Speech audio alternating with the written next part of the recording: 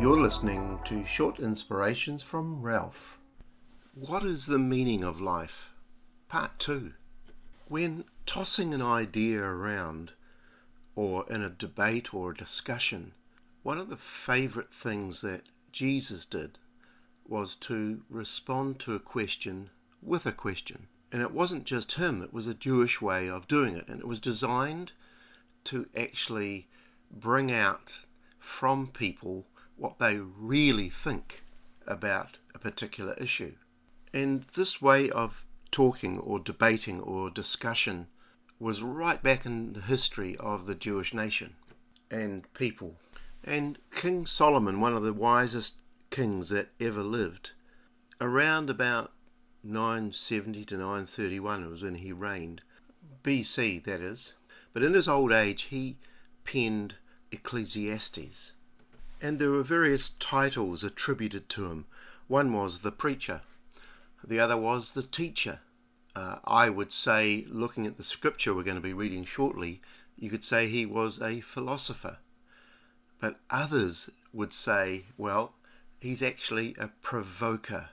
He provokes with his writings in this particular script. He's trying to raise questions in you to make you think, to goad you, to provoke you, yes, and to bring even some discomfort.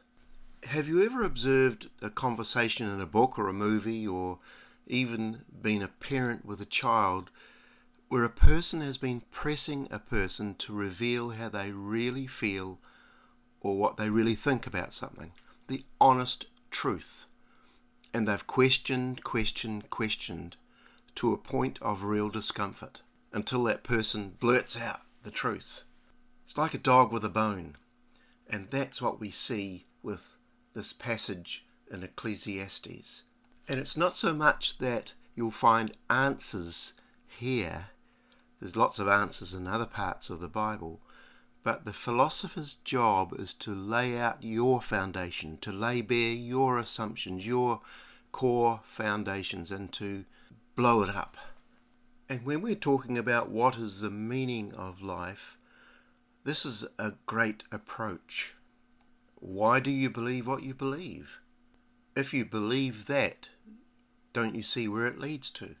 And in my earlier podcasts of learning to grow up, one of the essential things that we brought out was stage 4 in the stages of faith, which was the ability to think for yourself, the thinking stage.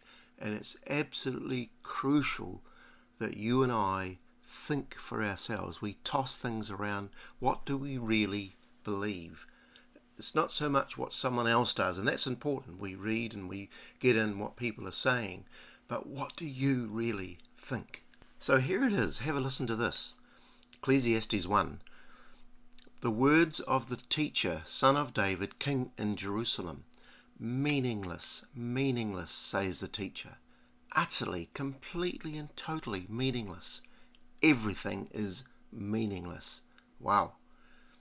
What do people gain from all their labours at which they toil under the sun? Generations come and generations go, but the earth remains forever. The sun rises and the sun sets, and hurries back to where it rises.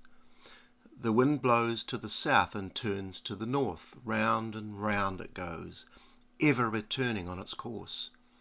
All streams flow into the sea, yet the sea is never full. To the place the streams come from, there they return again. All things are wearisome, more than one can say. The eye never has enough of seeing, nor the ear is full of hearing. What has been will be again. What has been done will be done again. There is nothing new under the sun. Is there anything of which one can say, look, this is something new? It was all here already, long ago. It was here before our time. No one remembers the former generations, and even those yet to come will not be remembered by those who follow them. I, the teacher, was king over Israel in Jerusalem. I applied my mind to study and to explore by wisdom all that is done under the heavens. What a heavy burden God has laid on mankind. I've seen all the things that are done under the sun. All of them are meaningless, a chasing after the wind. What is crooked cannot be straightened. What is lacking cannot be counted. I said to myself, look, I have increased in wisdom more than anyone who has ruled. Well, keep listening. We're going to dig further on this question. What is the meaning of life? God bless you.